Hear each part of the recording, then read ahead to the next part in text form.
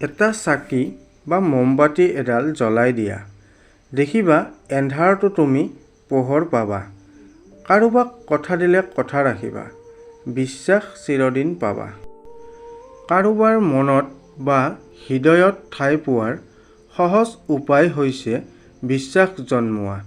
কিন্তু কাৰোবাৰ প্ৰেম বা ভালপোৱাৰ পৰা বঞ্চিত হোৱাৰ সহজ ৰাস্তা হৈছে তৰ্ক, সন্দেহ আৰু যুক্তি দিয়া। কথাটো তিতা হ'লেও সত্য। তুমি যদি যোগ্যতা অৰ্জন কৰিব নোৱাৰা, তেন্তে সকলোৱে তোমাক এৰি যাব। যিবিলাক মানুহে সজাই পৰাই মিছা কথা ক'ব জানে, সিহঁতেই সকলোৰে ওচৰত প্ৰিয় হয়। অপ্ৰিয় হয় সেইবোৰ মানুহ যিবোৰে সকলোৰ সন্মুখত সঁচা কথা কৈ দিয়ে। যেতিয়া মানুহৰ সকলো ৰাস্তা বন্ধ হৈ যায়, তেতিয়া সি আকাশৰ পিনে লক্ষ্য কৰি ভগৱানৰ স্মৰণ কৰে নীৰৱে। মা নাথাকিলে ঘৰত থকা পিন্ধা কাপোৰবোৰো বিচাৰি পোৱা নাযায়। গতিকে মা অবিহনে গোটেই জীৱন শান্তি পাবা কিদৰে? যেতিয়া কোনোবাই কাৰোবাক সুখত থকা দেখা পায়, তেতিয়া তাক দেখিলে সোধে, খবৰ কি ভাই? আৰু দুখত থকা ব্যক্তিক দেখিলে কয়, মোৰ সময় নাই। আপোন মানুহৰ ওপৰত থকা বিশ্বাসবোৰ যেতিয়া নোহোৱা হৈ যায়, তেতিয়া তাৰ সঁচা কথাবোৰো মিছা যেন অনুভৱ হয়।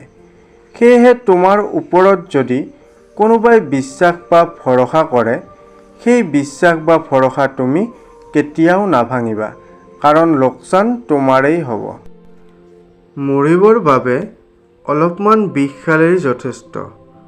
কিন্তু জীয়াই থাকিবলৈ বহু বিষ হজম কৰিবলগীয়া হয়। কাৰণ কথাৰ সমান ডাঙৰ বিষ আৰু একো পাবলৈ নাই, যিবোৰ আমি প্ৰায়ে হজম কৰি থাকোঁ। মানুহৰ জীৱনত সকলোতকৈ কঠিন মুহূৰ্ত তেতিয়াই আহে, যেতিয়া তেওঁ নিজৰ পৰিয়ালৰ দায়িত্ব ল'বলগীয়া হয়।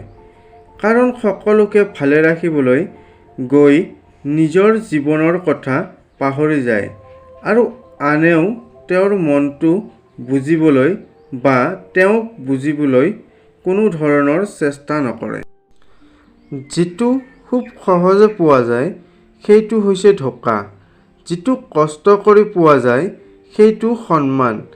যিটো হৃদয়ৰ পৰা পোৱা যায়, সেইটো হৈছে প্ৰেম বা ভালপোৱা। আৰু যিটো ভাগ্যৰ বলত পোৱা যায়, সেইটো হৈছে বন্ধু। গতিকে ভাগ্যৰ বলত পোৱা বন্ধুক কেতিয়াও হেৰুৱাই নেপেলাবা। এজন বিশ্বাসযোগ্য বন্ধু হাজাৰজন আত্মীয়তকৈ বেছি মূল্যৱান। কাৰণ হাজাৰজন আত্মীয়ৰ স্বাৰ্থ থাকিলেও এজন বিশ্বাসযোগ্য বন্ধুৰ স্বাৰ্থ নাথাকে। হাজাৰ আঘাত পাই অভিমান কৰি যিজন এবাৰ সলনি হৈ গৈছে, তাৰ হৃদয়ত পুনৰ ঠাই বনোৱা বহু কঠিন। কাৰণ মানুহে সকলো পাহৰিব পাৰিলেও সি পোৱা আঘাত কোনোদিনে কোনো পৰিস্থিতিতে পাহৰিব নোৱাৰে। প্ৰতিটো নতুন বস্তু ভাল যেন অনুভৱ হয়, কিন্তু বন্ধুত্ব যিমানে পুৰণা হয়, সিমানে দৃঢ় যেন অনুভৱ হয়। যোগ্য মানুহৰ লগতহে বন্ধুত্ব কৰিবা। যদি যোগ্য কোনো বিচাৰি নোপোৱা, তেন্তে অকলে থকাই ভাল। তথাপি অযোগ্যৰ লগত বন্ধুত্ব নকৰিবা। কাৰণ অযোগ্যৰ লগত বন্ধুত্ব কৰা মানুহে সদায় বিপদত পৰে। যিসকল মানুহৰ পৰা তুমি কেৱল অৱহেলা পোৱা, সেইসকল মানুহক গুৰুত্ব দিয়া বন্ধ কৰি দিয়া। কাৰণ তোমাৰ নিজৰো এটা আত্মসন্মান আছে।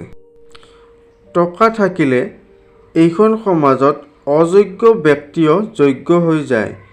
লগতে জ্ঞান দিয়াৰ বাবেও নিৰ্বাচিত এজন ব্যক্তি হয়।